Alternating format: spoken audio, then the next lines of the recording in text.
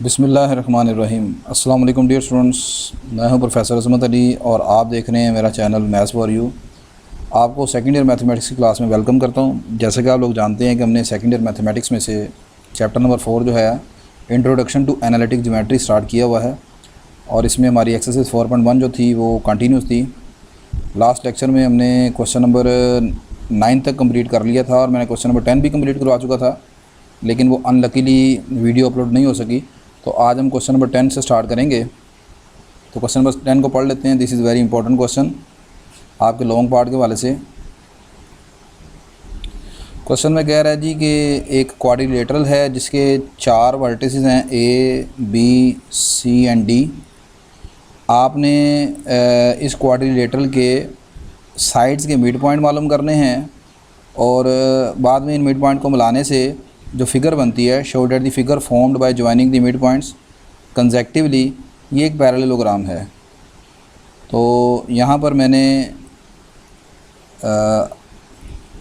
ये एक क्वाड्रिलेटरल बना ली है। अगर आपको यहाँ पर नज़र आ रहा है, मैं मार्कर चेंज कर लेता हूँ। ये ए बी, फिर ए से बी से सी, सी से डी और डी से ए, ये मेरे पास एक क्वाड्रिलेटरल है। क्वाड्रिलेटरल आप कहते हैं ऐसी क्लोज 4 साइडेड फिगर को जिसके लिए ज़रूरी नहीं कि उसकी कोई साइड आपस में पैरेलल हो या बराबर हो लेंथ में, ठीक है, बस उसकी 4 साइडें हैं, वो क्लोज फिगर है। अब उसके बाद यहाँ पर मैंने लेट कर लिया, let A B C D is a quadrilateral and E F G H are the mid point of the side as shown in figure. और उसके बाद ये इसके मिड पॉइंट रख लें। ए बी का मिड पॉइंट आ गया ई, बी सी का मिड पॉइंट यहाँ पर एफ लेट कर लिया और सी डी का मिड पॉइंट जी आ गया और ए डी का मिड पॉइंट एच आ गया। अब अगली बात यहाँ पर बेटा कि हमने इन मिड पॉइंट को कैलकुलेट करना है। तो सबसे पहले मैंने मिड पॉइंट ई कैलकुलेट किया। वो आप जानते हैं कैसे होगा।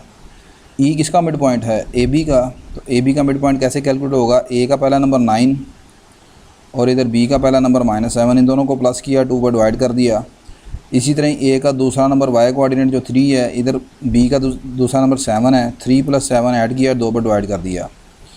अब 9 - 7 2 रह गया, 2/2 आ गया, 3 + 7 10, 10/2 आ गया, 2/2 1 आ गया, 10/2 5 आ गया। तो ई के कोऑर्डिनेट आ गए हमारे पास 1,5। इसी तरह यहाँ पर मैंने एफ़ के कोऑर्डिनेट निकाल लिए। एफ़ किसका मिड पॉइंट है? बी सी का। तो आपने बी सी के ऊपर मिड पॉइंट फार्मूला लगाना है। बी का पहला नंबर -7 और इधर सी का पहला नंबर -3, इन दोनों को प्लस किया, 2 पर डिवाइड। इसी तरह बी का दूसरा नंबर 7 है और सी का दूसरा नंबर -7 है, इन दोनों को प्लस किया, 2 पर डिवाइड। तो ये बन गया पहला नंबर -7 -3 -10 10/2 और अगला आ जाएगा 7 - 7 0 0/2 डैट इज़ -50। अच्छा, इस तरीके से ये प्रोसीजर आप चलाते जाएंगे तो ये मेरे पास चारों मिड पॉइंट आ जाएंगे जी और एच, ठीक है। जी की वैल्यू आ गई 1, -6 और एच के कोऑर्डिनेट आ गए 7, -1।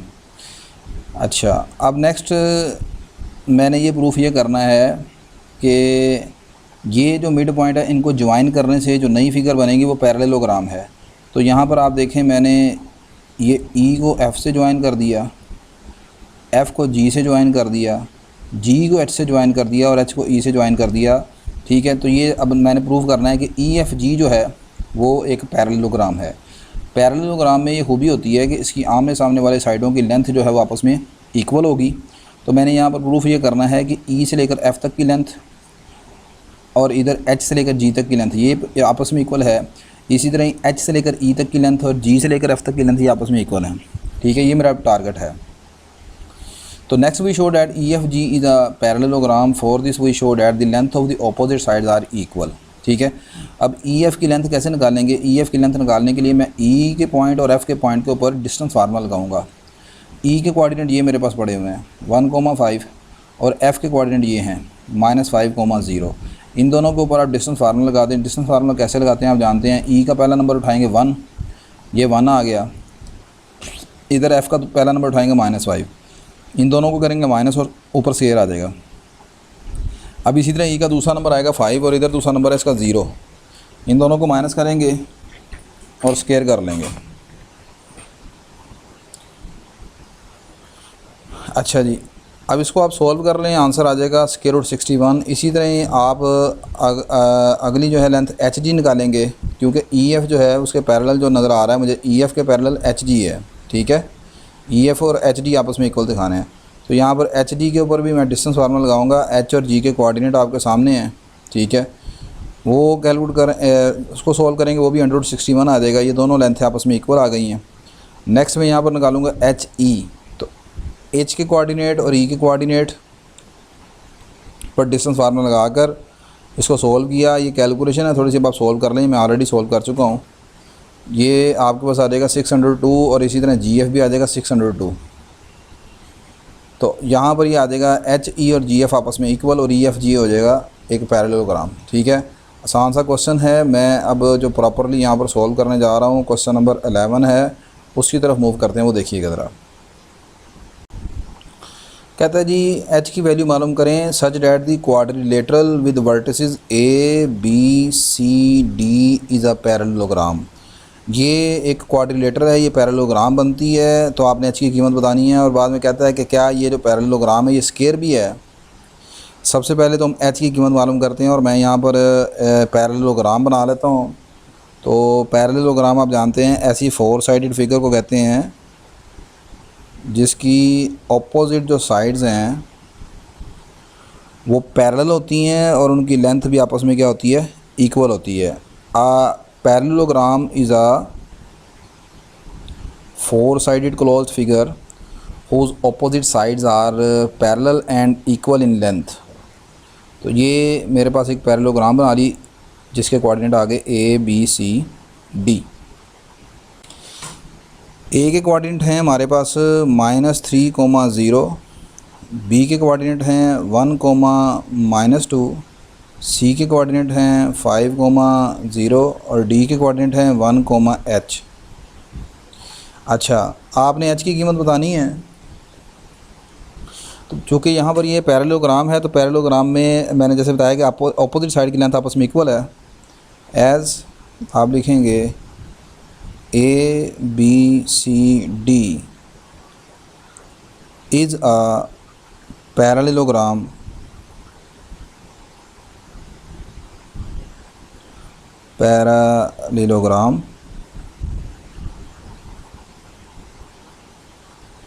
तो पैरेललोग्राम है तो क्या होगा, यहाँ पर जो AD की लेंथ है वो किसके इक्वल होगी, वो इक्वल होगी जनाब BC की लेंथ के।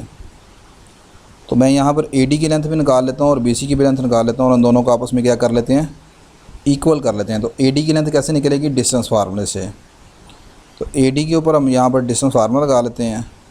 डिस्टेंस फार्मूला कैसे लगाएंगे, A का पहला नंबर है -3,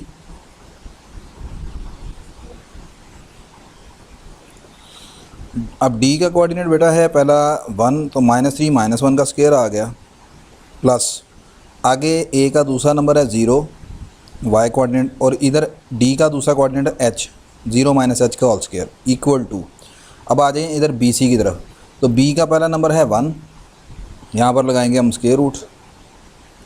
B का पहला नंबर है 1 और उधर C का पहला नंबर है 5, 1 - 5 इसका होल स्क्वायर आ जाएगा, प्लस अब B का दूसरा नंबर है -2 और उधर C का दूसरा नंबर है 0, -2 - 0 का होल स्क्वायर। अब ये बन गया -3 -1 -4, -4 का स्क्वायर कितना हो गया 16। ये -h का स्क्वायर क्या हो गया, +h का स्क्वायर, 16 + h का स्क्वायर इक्वल टू ये 1 - 5 कितना हो गया, -4 का स्क्वायर हो गया 16, और ये -2 का स्क्वायर कितना हो गया +4, और उन दोनों के ऊपर जो अंडर रूट था वो अंडर रूट मैंने स्क्वायरिंग करके कैंसिल कर दिया। आगे आप लिख लें by squaring on both sides, साथ ही यहाँ पर लिख लें by squaring on both sides, दोनों तरफ स्क्वायर करने से। अच्छा, अब यहाँ पर ये h की 16 दोनों तरफ माइनस कर देंगे तो h स्क्वायर आ जाएगा आपके पास 4 के बराबर। तो h की यहाँ पर 2 वैल्यूज़ आ जाएंगी, h = +-2। ठीक होगी बात ये। अब अगली चीज़ ये है कि यहाँ पर क्या देखना है कि क्या यहाँ पर h की दोनों ये जो वैल्यूज़ हैं पॉसिबल हैं। तो यहाँ पर आप देखें कि मैं जब लिखता हूँ फॉर h = -2, अब ये चीज़ इंपॉर्टेंट है जो कि यहाँ पर स्टूडेंट अक्सर छोड़ जाते हैं। For h is equal to -2। जब h की वैल्यू यहाँ पर -2 होगी तो आपका जो d कोऑर्डिनेट है, d था ना जिसमें h नहीं है, ठीक है, d है जिसमें h मालूम करना है, देन जो आपका d है, d आ जाएगा 1, विच इज़ इक्वल टू 1, -2। लेकिन अब आप ज़रा गौर करें कि क्या ये 1, -2 आपको पहले कहीं और लिखा हुआ नज़र आ रहा है पहले वाले वर्टिसेस में? ये देखें, ये आपका b कोऑर्डिनेट बन गया है, this is equal to b, ठीक है। तो अब ऐसी सूरत में d और b क्या हो गए? Equal. This implies in this case अब ये 4 वर्टिसेस की जगह 3 वर्टिसेस रह गए हैं। इन दिस केस क्वाड्रिलेटरल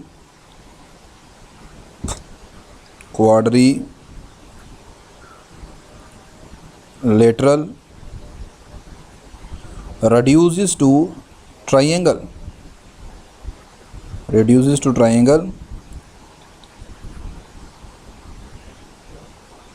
क्योंकि ऐसी सूरत में आपका बी और डी बराबर हो गए हैं, तो बी डी बराबर हो गए, यानी आपके कोऑर्डिनेट वर्टिसेस रह गए 3, तो फिर 3 वर्टिसेस वाली जो फिगर बनती है वो ट्राइंगल होती है।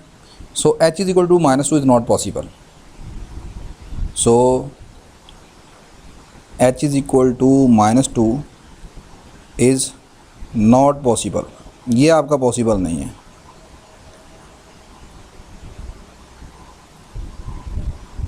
अब दूसरा case, when h is equal to 2,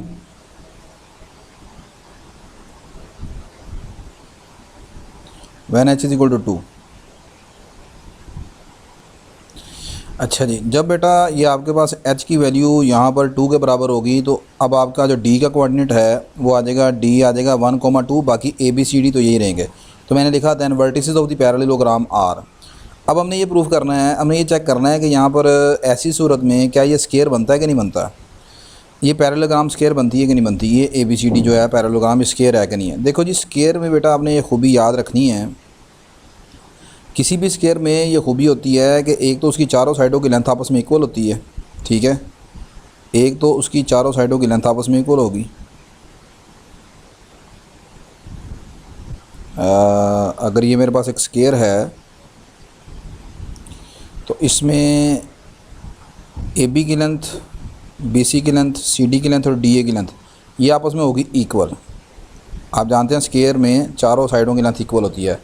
और दूसरा ये है कि इसमें ना जो डायगोनल की लेंथ होती है, डायगोनल किसे कहते हैं, ये ऑपोजिट वर्टेक्स को मिलाने वाली लाइन, यानी एक है डायगोनल ए सी और एक है डायगोनल बी डी, इन दोनों की लेंथ भी आपस में इक्वल होगी। तो आप यहाँ पर ऐसे करें, यहाँ पर लेंथ ऑफ डायगोनल निकाल के देखें ए सी और बी डी, ठीक है, क्योंकि जब ये पैरेललोग्राम थी ना तो पैरेललोग्राम में तो वो अंडरस्टूड है कि ऑपोजिट साइडों की लेंथ आपस में इक्वल होगी, उसमें कोई शक नहीं है। सिर्फ अब ये रह गया है कि यहाँ पर ये डायगोनल की लेंथ अगर आपस में इक्वल हो जाए तो फिर ये पैरेललोग्राम जो है वो स्क्वायर बन जाएगी।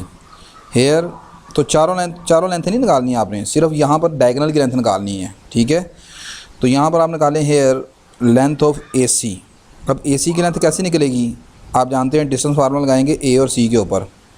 ए का पहला नंबर -3, इधर सी का पहला नंबर 5, इन दोनों का स्क्वायर कर लिया माइनस करके, प्लस फार्मूले का ए का दूसरा नंबर 0, सी का दूसरा नंबर 0, 0 - 0 होल स्क्वायर आ गया।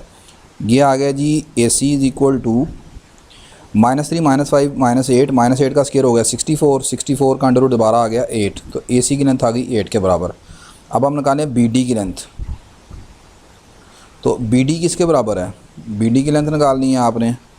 तो b का पहला नंबर है 1 और d का पहला नंबर है 1, 1 - 1 का होल स्क्वायर प्लस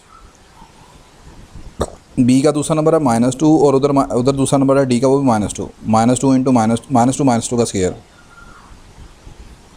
ये 1 - 1 0 हो गया, 0 का स्क्वायर 0 और -2 -4 का स्क्वायर आ गया 16, 16 का अंडर रूट दोबारा आ गया 4 के बराबर। अब आप देखें ये दोनों बराबर नहीं आए, एज़ ए सी की लेंथ डायगोनल ए सी की लेंथ बराबर नहीं आई डायगोनल बी डी की लेंथ के।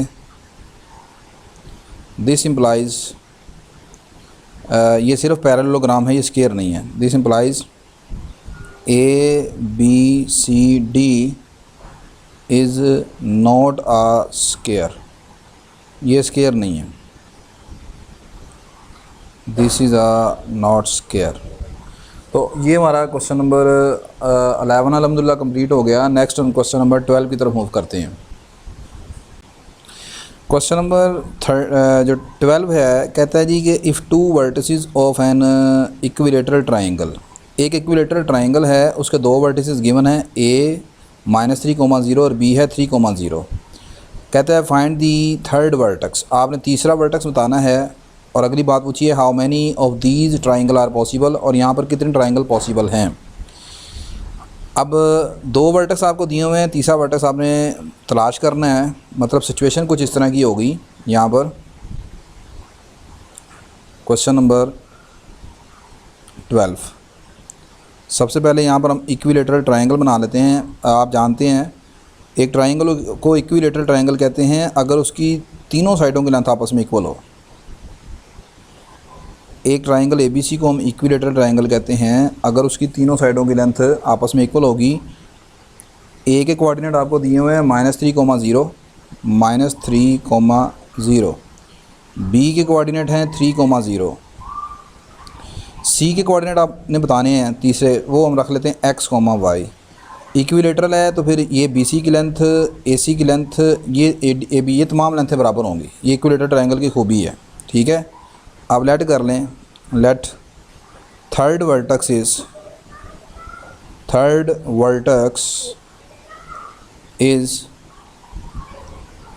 CX, Y।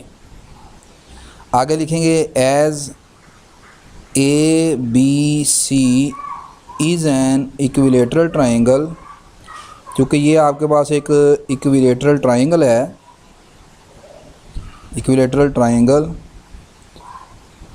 सो यहाँ पर जो लेंथ ऑफ AB होगी वो लेंथ BC की लेंथ और यहाँ पर AC की लेंथ, ये आपस में तीनों लेंथें इक्वल होंगी।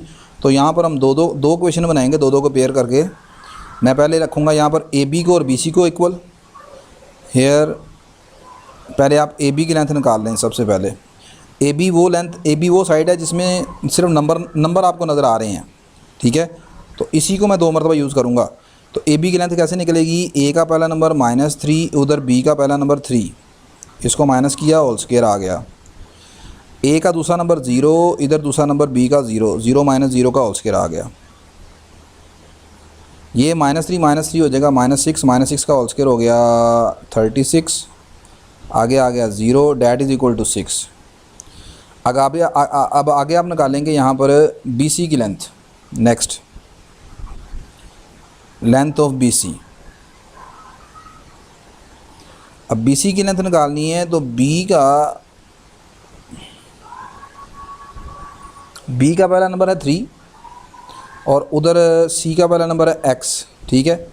C का पहला नंबर है x, तो हम ऐसे कर लेते हैं x - 3 लिख लेते हैं। आप 3 - x भी लिख सकते हैं, हम x - 3 लिख लेते हैं। x - 3 का होल स्क्वायर, फिर C का दूसरा नंबर है y और इधर B का दूसरा नंबर है 0, y - 0 का होल स्क्वायर। तो ये आपके पास आ जाएगा इस तरह, x - 3 का होल स्क्वायर प्लस y का स्क्वायर, ठीक है। आखिरी लेंथ रह गई है AC की लेंथ। इस पर भी दोबारा आप डिस्टेंस फार्मूला लगाएंगे।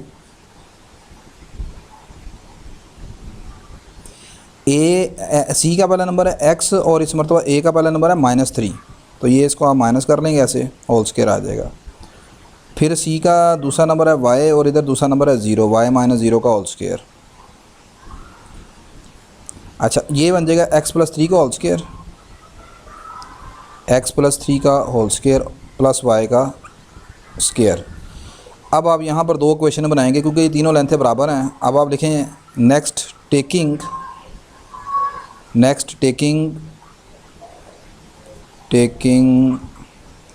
एक मरतबा आप AB को और BC को बराबर रख लें, ठीक है। और एक मरतबा आप BC और AC को बराबर रख लें।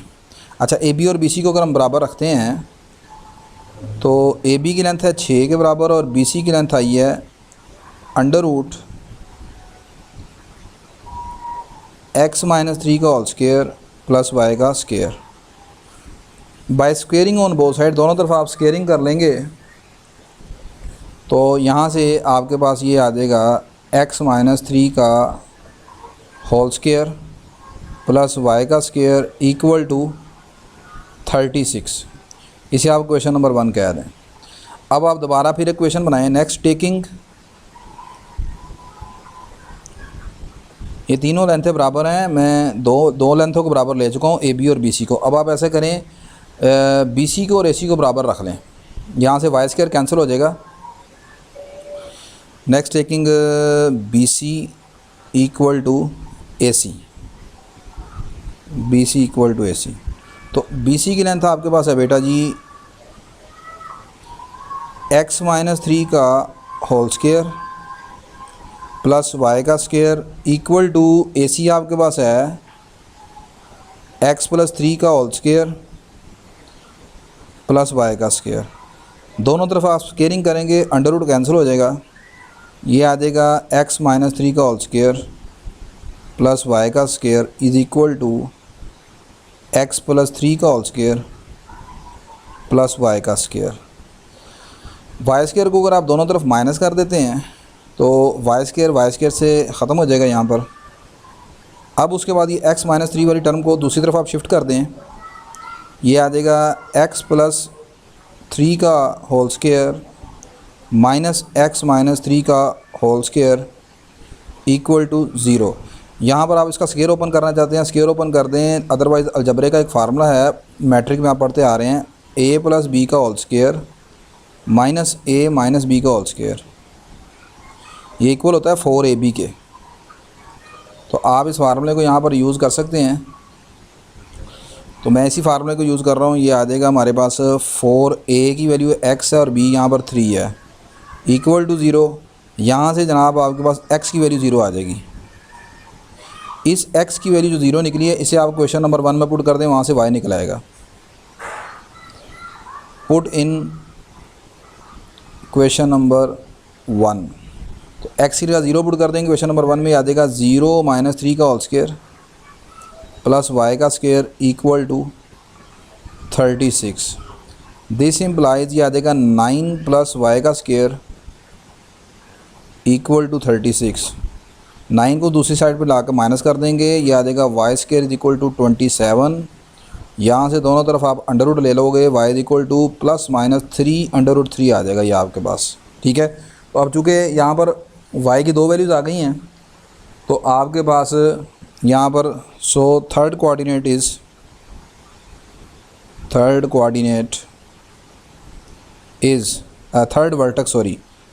Vertex is C X comma Y, वो आ जाएगा जी x की वैल्यू 0, y आपके पास है बेटा प्लस माइनस 3 अंडर रूट 3। अब ये 2 वर्टेक्स हैं आपके पास, ठीक है, ऐसे ही है ना, ये 2 वर्टेक्स बन गए ना, एक बनेगा प्लस 3 अंडर 3 और एक बनेगा माइनस 3 अंडर 3। उसने पूछा था कितनी ट्राइंगल पॉसिबल हैं, this implies there are 2 triangle possible, 2 triangles are possible, 2 triangles are possibles here. तो ये बेटा आज के लेक्चर में हमने क्वेश्चन नंबर जो है 12 तक कंप्लीट कर लिया है। इंशाल्लाह नेक्स्ट लेक्चर में बहुत ही इम्पोर्टेंट आपका टॉपिक है रेशो फार्मूला। ठीक है, इसमें से क्वेश्चन आने का मैक्सिमम चांस होता है, ये हम लाजमन करेंगे। आपके एंटी टेस्ट के वाले से ये टॉपिक बड़ा इंपॉर्टेंट होगा। तो मेरी इस वीडियो को अगर आपके लिए किसी तरह से भी हेल्पफुल है तो लाइक कीजिएगा, शेयर कीजिएगा, चैनल को सब्सक्राइब कीजिएगा। इंशाल्लाह नेक्स्ट लेक्चर में आपसे दोबारा मुलाकात होती है। अल्लाह हाफिज़।